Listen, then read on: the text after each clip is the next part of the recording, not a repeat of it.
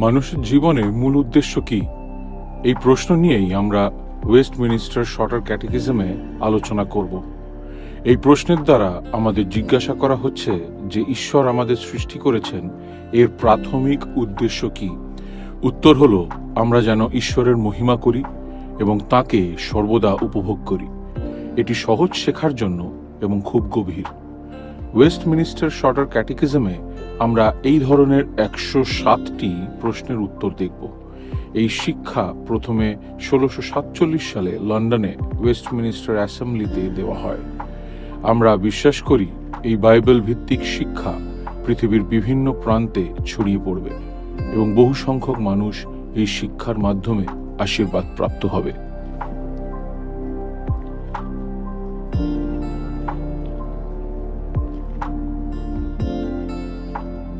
আমাদের বিগত কয়েকটি পাঠ আমাদের পতিত অবস্থায় পাপের দুঃখজনক তথ্যগুলির সমীক্ষা করেছে।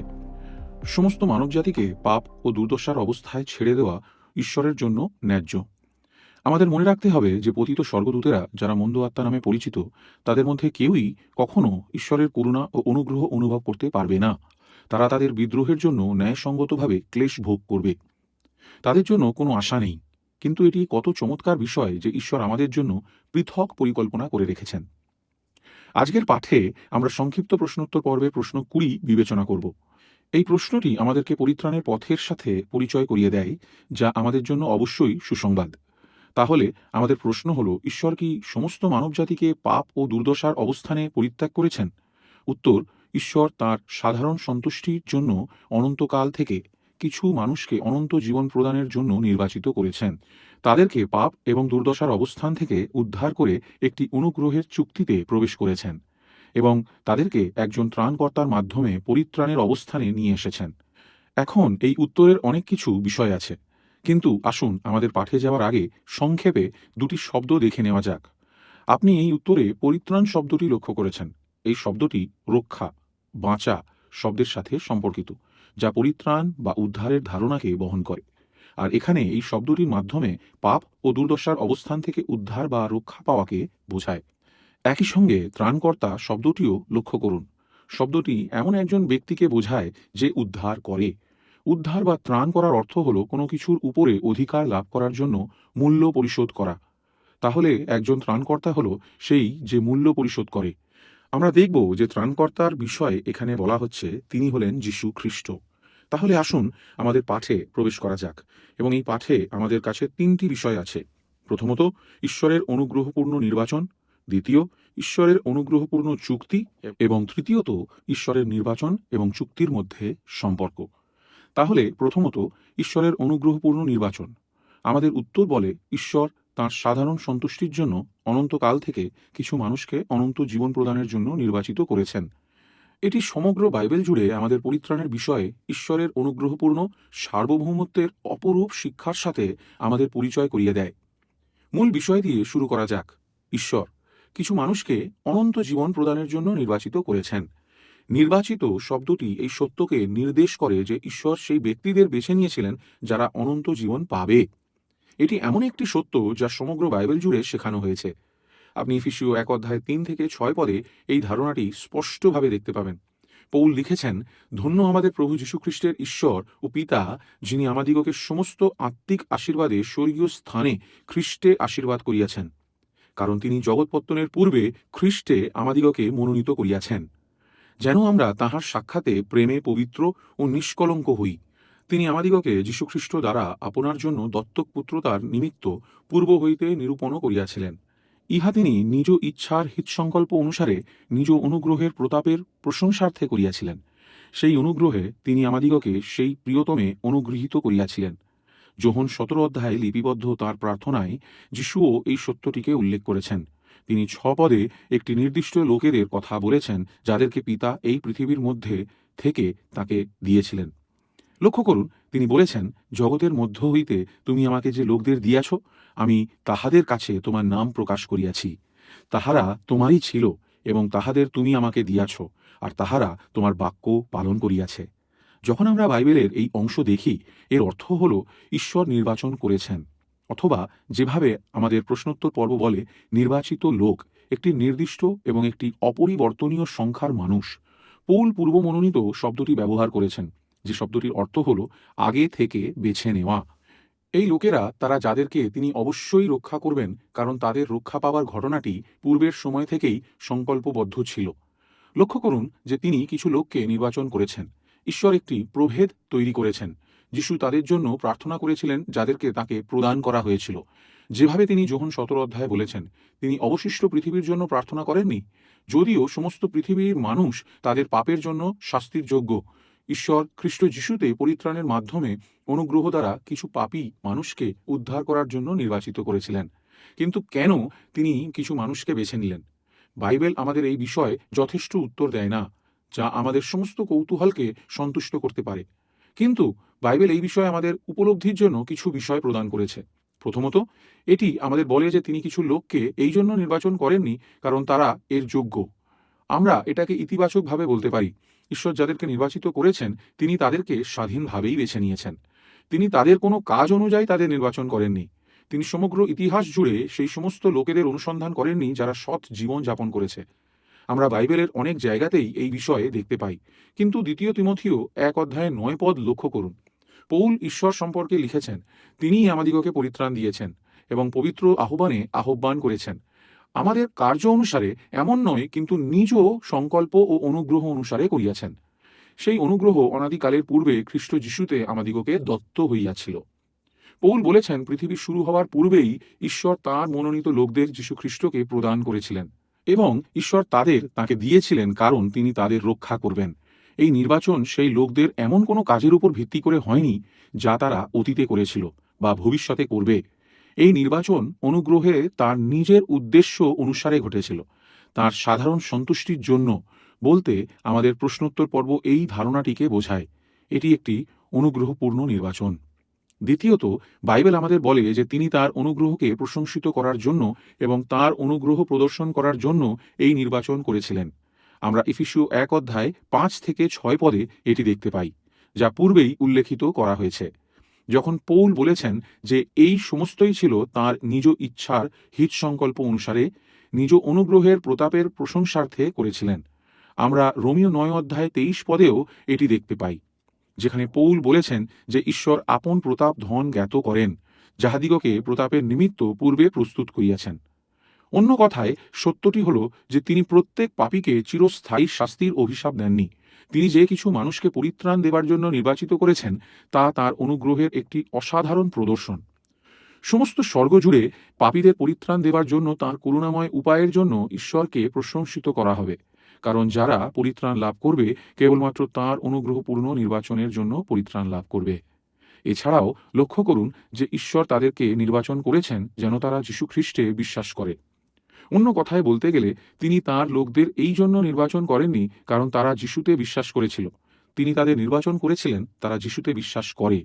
নির্বাচনের সত্য হল বাইবেলের সমগ্র পৃষ্ঠা জুড়ে শিক্ষাগুলিকে দেখার আরেকটি উপায়, যে পরিত্রাণ, উদ্ধার, পাপীদের মুক্তি একমাত্র অনুগ্রহের মাধ্যমেই সম্ভব। এটি প্রত্যাশিত কোনো বিশ্বাস বা কাজের উপর ভিত্তি করে ঘটে না। এটি কেবলমাত্র ঈশ্বরের অনুগ্রহের উপর নির্ভর করে। এখন এই শিক্ষা সম্পর্কিত কিছু গুরুত্বপূর্ণ বিষয় সংক্ষিপ্ত করার জন্য নিম্নলিখিত বিষয়গুলি লক্ষ্য করুন। ঈশ্বর তাঁর মনোনীত ব্যক্তিদের, তাঁর নির্বাচিতদের পাপ এবং দুর্দশার অবস্থান থেকে উদ্ধার করেন। তিনি তাদেরকে সেখান থেকে উদ্ধার করেছেন। লক্ষ্য করুন, তাঁর মনোনীত লোকেরা বিশ্বাসী হিসাবে এই পৃথিবীতে প্রবেশ করে না। তারা পরিত্রাণের প্রয়োজন নিয়ে পাপী হিসাবে এই পৃথিবীতে প্রবেশ করে। তারা এই পাপ ও দুর্দশার অবস্থানে জন্মগ্রহণ করে। কিন্তু ঈশ্বরের প্রশংসা করুন, তিনি মানুষকে সেই পাপ ও দুর্দশা থেকে রক্ষা করেন। তিনি এটি করবেন বলে সিদ্ধান্ত নিয়েছেন। এছাড়াও লক্ষ্য করুন যে তিনি তাঁর নির্বাচিতদের পরিত্রাণের অবস্থান প্রদান করেন। তিনি তাদেরকে নিরাপত্তা এবং সুরক্ষার স্থানে নিয়ে আসেন এবং এই স্থানকেই বলা হয় অনন্ত জীবন। যীশুখ্রিস্টের সেই মূল্যবান বাক্যগুলি লক্ষ্য করুন, যা যোহন 17 অধ্যায় 2 পদে পাওয়া যায়। এই অংশটিকে আমরা অনেক সময় যিশুর মহাযাজকীয় প্রার্থনা বলে থাকি। তিনি তাঁর পিতার কাছে প্রার্থনা করছেন, যেমন তুমি তাহাকে মর্তমাত্রের উপরে কর্তৃত্ব দিয়াছ, যেন তুমি যে সমস্ত তাহাকে দিয়াছ তিনি তাহাদিগকে অনন্ত জীবন দেন। এবং সে কারণে তিনি তাঁর পিতার কাছে প্রার্থনা করার সময় স্বীকার করছেন যে তাকে একটি নির্দিষ্ট সংখ্যক লোক দেওয়া হয়েছে এবং তাদের তিনি অনন্ত জীবন দান করবেন। কেবলমাত্র সাধারণ জীবন নয়, কিন্তু অনন্ত জীবন।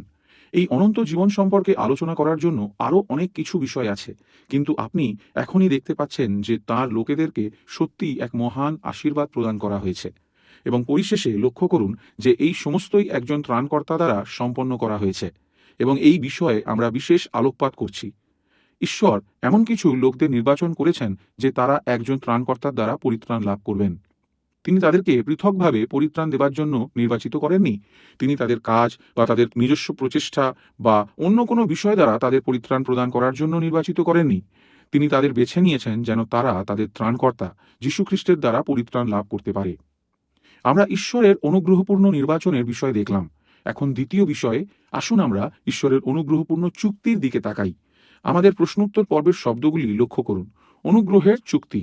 আমরা ইতিমধ্যেই অন্য আরেকটি চুক্তির সাথে পরিচিত হয়েছি, সেটি হলো জীবনের চুক্তি, যা কর্মের চুক্তি নামেও পরিচিত। কিন্তু এখন আমরা যে চুক্তির বিষয়ে আলোচনা করব সেটি হলো অনুগ্রহের চুক্তি, যেখানে কর্মের চুক্তি মানুষকে তাদের ব্যক্তিগত বাধ্যতার দ্বারা জীবন প্রদানের প্রতিজ্ঞা দেয়, কিন্তু এই চুক্তি ভিন্নভাবে কার্যকারী হয়। এই চুক্তি ঈশ্বরের অনুগ্রহে মানুষের জীবনের জন্য কাজ করে। এই চুক্তিটি একটি নির্দিষ্ট উপায়ের কথা বলে। অন্য কথায়, এই ক্ষেত্রে ঈশ্বর পাপীদের উদ্ধার করেন। কর্মের চুক্তি কেবলমাত্র সেই ব্যক্তির জন্য প্রযোজ্য যে কখনো পাপ করেনি, এবং সেই কারণে কর্মের চুক্তির দ্বারা আমাদের সকলের কোনো আশা নেই। কিন্তু অনুগ্রহের চুক্তি হলো পাপীদের জন্য পরিত্রাণের পথ। আপনার নিশ্চয়ই মনে আছে যে একটি চুক্তি কি তা নিয়ে আমরা 12 নম্বর প্রশ্নে আলোচনা করেছি। চুক্তি শব্দটি দুই বা ততোধিক লোকের মধ্যে প্রতিষ্ঠিত একটি বিশেষ সম্পর্ককে বোঝায়। একটি চুক্তিতে প্রতিজ্ঞা এবং দায়িত্ব অন্তর্ভুক্ত আছে। প্রায়শই এই প্রতিজ্ঞাগুলি পালন করার মধ্যে আশীর্বাদ রয়েছে, এবং আমাদের দায়িত্ব পূরণের ব্যর্থতারও কিছু লক্ষ্য রয়েছে। এখন এমন অনুগ্রহের চুক্তি আমরা কোথায় খুঁজে পাব? এই বিষয়ে আমরা বাইবেলের একটি একক অংশকে নির্দেশ করতে পারি না। পরিবর্তে আমাদের অবশ্যই সম্পূর্ণ বাইবেলের দিকে নির্দেশ করতে হবে, কারণ সম্পূর্ণ বাইবেল আমাদের এই অনুগ্রহপূর্ণ চুক্তির কথা বলছে। বাইবেল আমাদের বলে যে ঈশ্বর তার লোকদের উদ্ধার করার জন্য একটি চুক্তিতে প্রবেশ করেছিলেন। এই চুক্তি বাইবেলের বহু সংখ্যক অংশে থাকায় প্রত্যেকটি নিয়ে আলোচনা করা কঠিন, কিন্তু আমরা এই চুক্তির একটি উদাহরণ দেখতে পাই আদিপুস্তক 17 অধ্যায়, যখন ঈশ্বর অব্রামের সাথে কথা বলেছিলেন এবং তার নাম পরিবর্তন করে অব্রাহাম রেখেছিলেন। 2 এবং 7 পদ লক্ষ্য করুন। ঈশ্বর বলেছেন, আর আমি তোমার সহিত আপন নিয়ম স্থির করিব ও তোমার অতিশয় বংশ বৃদ্ধি করিব। আমি তোমার সহিত পুরুষানুক্রমে তোমার ভাবী বংশের সহিত যে নিয়ম স্থাপন করিব তাহা চিরকালের নিয়ম হইবে। ফলত আমি তোমার ঈশ্বর ও তোমার ভাবী বংশের ঈশ্বর হইব। ঈশ্বর অনন্তকালের জন্য অব্রাহাম এবং তার সন্তানদের ঈশ্বর হওয়ার প্রতিশ্রুতি দিয়েছেন। তিনি এই লোকদের আহ্বান করেছেন যেন তারা তার উপর আস্থা রাখে এবং তার বাধ্য জীবনযাপন করে, এবং সেই কারণে এরপর থেকে এই চুক্তিটি সমগ্র ঈশ্বরের বাক্য জুড়ে আরও স্পষ্ট এবং স্পষ্টতর হয়ে ওঠে। আমরা দেখতে পাই যে এই চুক্তির পাপের ক্ষমা এবং অনন্ত জীবনের প্রতিজ্ঞা প্রদান করে। আমরা দেখতে পাই যে পুরাতন নিয়মে এই ক্ষমা এবং অনন্ত জীবনের পূর্বাভাস দেওয়া হয়েছে, এবং এই বিষয়গুলিকে উৎসর্গীকৃত পশুদের দ্বারা প্রদর্শিত হয়েছে। এবং এই বলিদানের একটি উত্তম উদাহরণ লেবীয় পুস্তক 16 অধ্যায়ে দেখতে পাওয়া যায়। আমি আপনাকে এই সম্পূর্ণ অধ্যায়টি পাঠ করার জন্য উৎসাহিত করছি, এবং আপনি সেখানে প্রদত্ত অনেক বিশদ বিষয়ে দেখতে পাবেন। কিন্তু লেবীয় 16 অধ্যায় 30 পদে বর্ণিত বলিদানের প্রভাব লক্ষ্য করুন। এখানে আমরা দেখতে পাই, কেননা সেই দিন তোমাদিগকে সূচীকরণার্থে তোমাদের জন্য প্রায়শ্চিত্ত করা যাইবে। তোমরা সদাপ্রভুর সম্মুখে আপনাদের সকল পাপ হইতে সূচী হইবে। বলিদান দেওয়া হত পাপের প্রায়শ্চিত্তের কারণে। প্রায়শ্চিত্ত কথাটির অর্থ হল ক্ষমা, আনয়ন করা। বিচার এবং অপরাধ, এই অভিশাপ যা পাপীর উপর নির্ভর করত, সে সমস্তই এখন তাদের বিকল্প বলিদানের দ্বারা ক্ষমা করা হয়েছে। যখন আমরা বাইবেল পাঠ করি তখন আমরা আবিষ্কার করি যে যত প্রাণীরা তাদের রক্তপাত করেছে তারা সকলেই ঈশ্বরের সেই মেষশাবক, এমনকি যীশুখ্রিস্টের দিকে ইঙ্গিত করেছে। তিনি নিজের রক্ত ঝরিয়েছেন। যোহন 1 অধ্যায় 29 পদ আমাদের নিশ্চয় যোহন বাপ্তাইজকের বাক্যগুলি স্মরণে আছে। আমরা সেখানে দেখতে পাই যে যোহন যিশুকে আপনার নিকটে আসিতে দেখিলেন আর কহিলেন, ওই দেখো ঈশ্বরের মেষশাবক, যিনি জগতের পাপভার লইয়া যান। ইব্রিয় পুস্তক এই সত্যকে খুব স্পষ্টভাবে ব্যাখ্যা করে। কেবলমাত্র খ্রিস্টের রক্তপাতের মাধ্যমে সেই প্রকৃত ক্ষমা, সেই সত্য অনন্ত জীবন উপভোগ করা সম্ভব। ইব্রিয় 9 অধ্যায় 11 ও 12 পদ লক্ষ্য করুন। কিন্তু খ্রিস্ট আগত উত্তম উত্তম বিষয়ের মহাযাজক রূপে উপস্থিত হইয়া যে মহত্তর ও সিদ্ধতর তাম্বু অহস্তকৃত, অর্থাৎ সেই সৃষ্টির অসম্পর্কীয় সেই তাম্বু দিয়া ছাগদের ও গোবৎসদের রক্তের গুণে নয়, কিন্তু নিজের রক্তের গুণে একবারে পবিত্র স্থানে প্রবেশ করিয়াছেন ও অনন্তকালীন মুক্তি উপার্জন করিয়াছেন। আমরা বলতে পারি যে বাইবেল অনুগ্রহের এই চুক্তিকে প্রকাশ করেছে। আমরা আদিপুস্তক 3:15 এর প্রথম প্রকাশ দেখতে পাই, যখন ঈশ্বর প্রতিজ্ঞা করিয়াছিলেন যে নারীর বংশধর সর্পকে ধ্বংস করবে। তিনি সেখানে সর্পকে বলেন, আমি তোমার ও নারীর মধ্যে এবং তোমার বংশ ও তার বংশের মধ্যে শত্রুতা জন্মাইব। সে তোমার মস্তক চূর্ণ করিবে এবং তুমি তাহার পাদমূল চূর্ণ করিবে। অন্য কথায়, এই একক বীজ নারীর এই একক বংশ শয়তানের উপর বিজয় লাভ করবে। এই ধারণাটি সমগ্র বাইবেল জুড়ে স্পষ্ট হয়ে ওঠে। ঈশ্বর বলিদান প্রতিষ্ঠা করিয়াছিলেন এবং এই সমস্ত বলিদানই আসন্ন ত্রাণকর্তাকে নির্দেশ করে। তিনি আসন্ন ত্রাণকর্তার বিষয়ে প্রতিজ্ঞা করেছিলেন এবং এই আসন্ন ত্রাণকর্তার বিষয়ে ভবিষ্যৎবাণীও করা হয়েছে। উদাহরণস্বরূপ যিশাইয় 53:5 ও 6 পদ। এখানে আমরা যীশুখ্রিস্টের বিষয়ে পাঠ করি, কিন্তু তিনি আমাদের অধর্মের নিমিত্ত বিদ্ধ, আমাদের অপরাধের নিমিত্ত চূর্ণ হইলেন, আমাদের শান্তিজনক শাস্তি তাহার উপরে বর্তিল এবং তাহার ক্ষত সকল দ্বারা আমাদের আরোগ্য হইল। আমরা সকলে মেষগণের ন্যায় ভ্রান্ত হইয়াছি, প্রত্যেকে আপন আপন পথের দিকে ফিরিয়াছি। এর সদাপ্রভু আমাদের সকলকার অপরাধ তাহার উপরে বর্তাইলেন।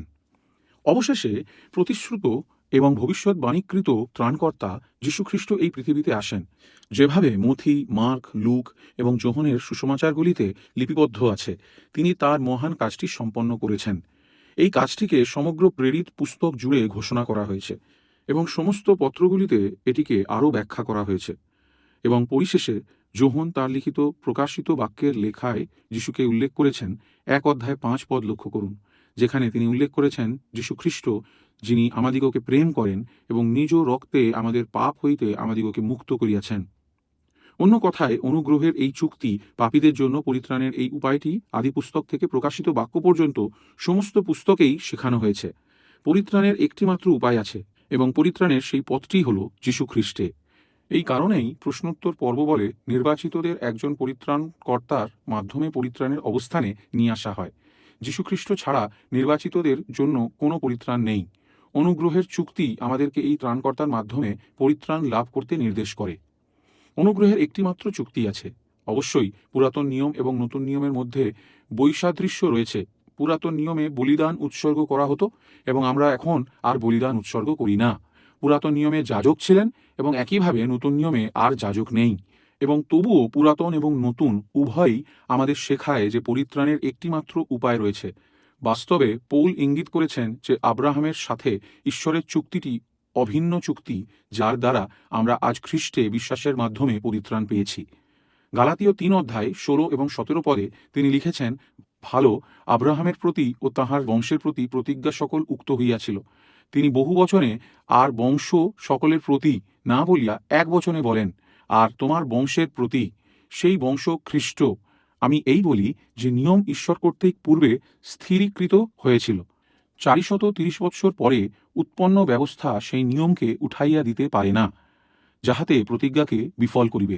অন্য কথায়, একই প্রতিজ্ঞা এবং একই চুক্তি আমাদেরকে খ্রিস্ট যিশুর দিকে পরিচালিত করে। পরিত্রাণের একমাত্র উপায়, একমাত্র ত্রাণকর্তা যীশুখ্রিস্টের উপর আস্থা রাখা। এই একমাত্র অনুগ্রহের চুক্তির বিষয় সমগ্র বাইবেল জুড়ে শেখানো হয়েছে। ঈশ্বরের এই চুক্তিতে তিনি সেই প্রতিজ্ঞাগুলির প্রতিজ্ঞা এবং চিহ্নগুলি প্রদান করেন। আমরা আমাদের পাঠের পরবর্তী অংশে এই চিহ্নগুলির সম্পর্কে আরও বিবেচনা করব। কিন্তু আপনি যদি পুরাতন নিয়মের বিষয়ে চিন্তা করেন, তাহলে আমরা সাধারণভাবেই এই চুক্তির বিষয়ে দেখতে পাই। ঈশ্বরের চুক্তির চিহ্নের কথা চিন্তা করুন। সেই চিহ্ন ছিল ত্বকচ্ছেদ। এটি বিশ্বাসীদের ক্ষেত্রে প্রযোজ্য, যেভাবে এটি অব্রাহাম এবং তাদের সন্তানদের জন্য প্রযোজ্য ছিল। আমরা আদিপুস্তক 17 অধ্যায়ে এটি দেখতে পাই। ত্বকচ্ছেদ আমাদের অশুচিতা অপসারণ করার প্রয়োজনীয়তার দিকে নির্দেশ করে। আমাদের মধ্যে কিছু অশুচি এবং পাপপূর্ণ বিষয় আছে যা অপসারণ করা দরকার। মনে রাখবেন, ত্বকচ্ছেদ নিজেই সেই অপবিত্রতা দূর করেনি, কিন্তু এটি একটি চিহ্ন ছিল যা অপবিত্রতা অপসারণ করাকে ইঙ্গিত করে। আমরা বাপ্তিস্মের চিহ্ন সহ এটি নতুন নিয়মে দেখতে পাই। নিশ্চিতভাবে বাপ্তিস্ম বিশ্বাসীদের এবং তাদের সন্তানদের জন্য প্রযোজ্য। প্রেরিত 16 অধ্যায়ে যেমন লুদিয়া এবং তাঁর পরিবারের ক্ষেত্রে দেখতে পাওয়া যায়। বাপ্তিস্ম একটি চিহ্ন যে ঈশ্বর তাঁর লোকদের তাদের পাপ থেকে ধৌত করে সূচি করেন। বাপ্তিস্ম নেওয়ার জন্য যখন জল ব্যবহার করা হয় তখন এই চিহ্ন আমাদের পাপ থেকে শুদ্ধ করার জন্য ঈশ্বরের প্রতিজ্ঞার দিকে নির্দেশ করে। অন্য কথায় এই চিহ্নগুলি চুক্তির বার্তার দিকে নির্দেশ করে। এগুলি ঈশ্বরের প্রতিজ্ঞাগুলিকে প্রদর্শন করছে। ঈশ্বর পাপীদের উদ্ধার করার এবং তাদের পরিত্রাণ পাওয়ার জন্য যা যা প্রয়োজন তা সম্পন্ন করার প্রস্তাব দিচ্ছেন। এই চিহ্নগুলির পাশাপাশি অনুগ্রহের চুক্তি সম্পর্কেও আরও অনেক কিছু বলার আছে, যার মধ্যে কিছু কিছু বিষয় ভবিষ্যতের পাঠগুলিতে আলোচনা করা হবে। কিন্তু এই পাঠের জন্য কেবল মনে রাখবেন যে অনুগ্রহের এই চুক্তিই হল সেই সম্পর্ক যা ঈশ্বর আমাদের সাথে স্থাপন করেন, যার দ্বারা তিনি তার প্রতিজ্ঞা প্রদান করেন এবং তিনি ত্রাণকর্তা যীশু খ্রিস্টে বিশ্বাসের মাধ্যমে আমাদের উদ্ধার করার প্রস্তাব দেন। তৃতীয়ত, ঈশ্বরের নির্বাচন এবং চুক্তির মধ্যে সম্পর্ক লক্ষ্য করুন। ঈশ্বর অনুগ্রহ করে অনন্ত জীবনের জন্য পাপীদের নির্বাচিত করেছেন এবং তিনি তাদের সাথে একটি চুক্তিতে প্রবেশ করার জন্য পরিত্রাণের প্রতিজ্ঞা দেবার জন্য এবং তাঁর নির্বাচিতদের পরিত্রাণ দেবার জন্য অনুগ্রহ করেছেন। কিন্তু আমাদের অবশ্যই নির্বাচন এবং চুক্তির এই দুটি সত্যের মধ্যে কিছু গুরুত্বপূর্ণ সম্পর্কগুলিকে লক্ষ্য করতে হবে। প্রশ্নোত্তর পর্ব আমাদের কাছে উভয় সত্য উপস্থাপন করে যে ঈশ্বর কিছু মানুষকে অনন্ত জীবনের জন্য নির্বাচিত করেছেন এবং তিনি তাদের উদ্ধার করার জন্য অনুগ্রহের চুক্তিতে প্রবেশ করেছিলেন। আমাদের দেখতে হবে যে এই দুটি সত্যের সম্পর্কের মধ্যে একটি পার্থক্য রয়েছে। ঈশ্বরের নির্বাচন তাঁর এবং ঈশ্বরের চুক্তি একই ধরনের বিষয় নয়। অন্য কথায়, নির্বাচন এবং অনুগ্রহের চুক্তি সমার্থক বিষয় নয়। তারা একই বিষয়ের উল্লেখ করছে না। ঈশ্বরের নির্বাচন নিশ্চয়তা দেয় যে তিনি যাদেরকে বেছে নিয়েছেন তারা যীশু খ্রিস্টের মাধ্যমে উদ্ধার লাভ করবে এবং তিনি তাদের মঙ্গলের জন্য তার অনুগ্রহের চুক্তিটি ব্যবহার করার মাধ্যমে এটি ঘটিয়েছেন। তিনি যে প্রতিজ্ঞা প্রদান করেন সেগুলি তিনি কার্যকর করেন এবং তাদের সেই প্রতিজ্ঞাগুলির উপরে বিশ্বাস স্থাপন করেন। আমরা এই উত্তেজনাপূর্ণ এবং উৎসাহজনক সত্যের বিষয়ে পরবর্তী সময়ে আরও আলোচনা করব। যাই হোক, যদিও ঈশ্বরের মনোনীত তারাই যাদেরকে তিনি অনন্ত জীবনের জন্য নিযুক্ত করেছেন, কিন্তু ঈশ্বরের চুক্তিতে নির্বাচিত এবং অন্যান্যদের উভয়কেই অন্তর্ভুক্ত করা হবে। আমাকে ব্যাখ্যা করতে দিন। ঈশ্বর যাদেরকে যীশুখ্রিস্টের মাধ্যমে অনন্ত জীবনের জন্য নিযুক্ত করেছেন তারা সকলেই পরিত্রাণ পাবে। যদিও অনুগ্রহের চুক্তিতে যারা আছে তারা সকলেই নির্বাচিত নয়। অন্য কথায়, এই চুক্তিতে কিছু মানুষকে নির্বাচিত করা হয়েছে, অন্যদেরকে নয়। আমরা সমগ্র বাইবেল জুড়ে চুক্তির বিষয়ে ঈশ্বরের এই ধারণাকে দেখতে পাই। অনেকগুলি উদাহরণের মধ্যে একটি ইসাহাককে লক্ষ্য করুন। তার দুই পুত্র ছিল, যাকব এবং এসৌ। তারা উভয়ই ঈশ্বরের চুক্তির অধীনে জন্মগ্রহণ করেছিল। উভয়ই ঈশ্বরের চুক্তির চিহ্ন পেয়েছিল, কিন্তু কেবলমাত্র যাকবকে অনন্ত জীবনের জন্য নির্বাচিত করা হয়েছিল। আপনি লক্ষ্য করবেন যে এসৌকে অনেক প্রতিজ্ঞা দেওয়া হয়েছিল, কিন্তু এসৌ সেই প্রতিজ্ঞাগুলিকে তুচ্ছ করেছিলেন। তিনি চুক্তির প্রতিজ্ঞা প্রত্যাখ্যান করেছিলেন। আমরা এই বিষয়টি অনেক ইসরায়েলিদের বিষয়েও উল্লিখিত দেখতে পাই, যারা মরুভূমিতে মৃত্যুবরণ করেছিল।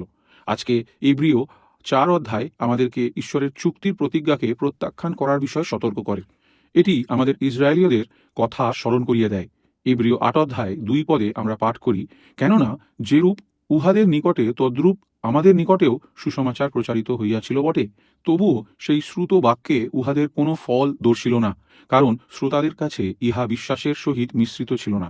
অন্য কথায়, যদিও তারা ঈশ্বরের সাথে চুক্তিবদ্ধ ছিল এবং যদিও তারা সেই চুক্তির প্রতিজ্ঞাগুলি শুনেছিল, কিন্তু তাদের কাছে ঈশ্বরের চুক্তির চিহ্ন ছিল, তবুও তারা চুক্তির প্রতিজ্ঞাগুলিকে প্রত্যাখ্যান করেছিল এবং অবিশ্বাস্যে মৃত্যুবরণ করেছিল।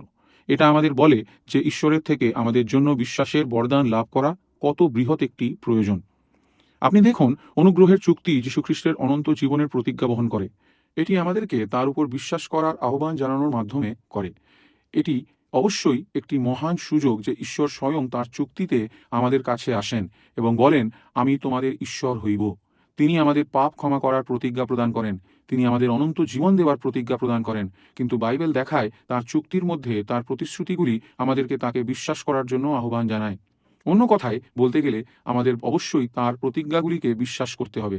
যিনি প্রতিজ্ঞা প্রদান করেছেন তাকে বিশ্বাস করতে হবে, এবং যদি আমরা তা না করি আমরা চুক্তি ভঙ্গকারী হিসাবে প্রমাণিত হব। এই আলোকে যখন আমরা এই পাঠ শেষ করতে চলেছি, আমি আপনাকে দুটি বিষয়ের দিকে নির্দেশিত করতে চাই। প্রথমত, আমাদের কাছে আনন্দ করার কারণ আছে, কারণ ঈশ্বর অনুগ্রহের চুক্তির মাধ্যমে আমাদেরকে পরিত্রাণের পথ অবগত করেছেন। আমি সন্দেহ করি না যে আপনারা অনেকেই এই চুক্তির অন্তর্গত আছেন। আপনি কেবল চিন্তা করুন যে কত বিশেষাধিকার আপনার রয়েছে। আপনার কাছে সুসমাচার প্রচারিত হয়েছে, আপনার সঙ্গে ত্রাণকর্তাকে পরিচিত করা হয়েছে, আপনার কাছে ঈশ্বরের বাক্য পাঠ করা হয়েছে, আপনার জন্য পরিত্রাণের পথ প্রস্তুত আছে। আপনাকে ঈশ্বর বলেছেন, আমি তোমার ঈশ্বর হইব এবং তোমরা আমার প্রজা হবে। এটি এমন একটি বিশেষাধিকার যা আমাদের ধ্যান এবং কৃতজ্ঞতা দাবি করে। কিন্তু দ্বিতীয়ত, মনে রাখবেন যে এই চুক্তি আপনাকে ত্রাণকর্তার উপর নির্ভর করতে আহ্বান করে। অন্য কথায়, কেবলমাত্র অনুগ্রহের চুক্তির কথা শুনে সন্তুষ্ট হবেন না, কেবলমাত্র এই বিশেষাধিকারের বিষয়ে অবগত হয়ে সন্তুষ্ট থাকবেন না, বরং ঈশ্বরের কাছে ক্রন্দন করুন যেন তিনি আপনাকে বিশ্বাস দান করেন, যেন আপনি এই প্রতিজ্ঞাগুলির উপর নির্ভরশীল থাকতে পারেন। এই প্রতিজ্ঞাগুলি অধ্যয়ন করুন, অনুগ্রহের চুক্তি অধ্যয়ন করুন, এবং যখন আপনি তা করেন, ঈশ্বরের কাছে আপনাকে বিশ্বাস প্রদান করার জন্য অনুরোধ করুন, যেন আপনি ত্রাণকর্তাকে বিশ্বাস করবেন, যিনি আপনার জন্য অপেক্ষা করছেন, যাকে আপনার জন্য প্রদান করা হয়েছে এবং যার দ্বারা আপনি পরিত্রাণ পেতে পারেন। আনন্দের বিষয় হলো, আমাদের পরবর্তী কয়েকটি পাঠে এই ত্রাণকর্তাকে কেন্দ্র করেই আলোচনা করা হবে। যখন আমরা তার বিষয়ে বিবেচনা করি, প্রভু আমাদের বিশ্বাসের লাভের জন্য আশীর্বাদ করুন, যেন আমরা তাকে বিশ্বাস করতে পারি। শুধুমাত্র তার সম্পর্কের সম্বন্ধে নয়, শুধুমাত্র এই ত্রাণকর্তার সম্পর্কে সঠিক শিক্ষা গ্রহণের জন্য নয়, কিন্তু তিনি আমাদের বিশ্বাস প্রদান করুন যেন আমরা তাকে বিশ্বাস করতে পারি এবং তাকে ধরে রাখতে পারি, কারণ সুসমাচারের মাধ্যমে তাকে আমাদের জন্য বিনামূল্যে উৎসর্গ করা হয়েছে। ওয়েস্টমিনিস্টার শর্টার ক্যাটেকিজমের শিক্ষাকে শোনার জন্য আপনাকে ধন্যবাদ জানাই। আমরা বিশ্বাস করি যে এই শিক্ষার মাধ্যমে আপনারা আশীর্বাদ পেয়েছেন। আসুন আমরা প্রার্থনা করি যেন এই শিক্ষা পৃথিবীর বিভিন্ন মানুষের কাছে পৌঁছাতে পারে এবং আশীর্বাদের কারণ হতে পারে।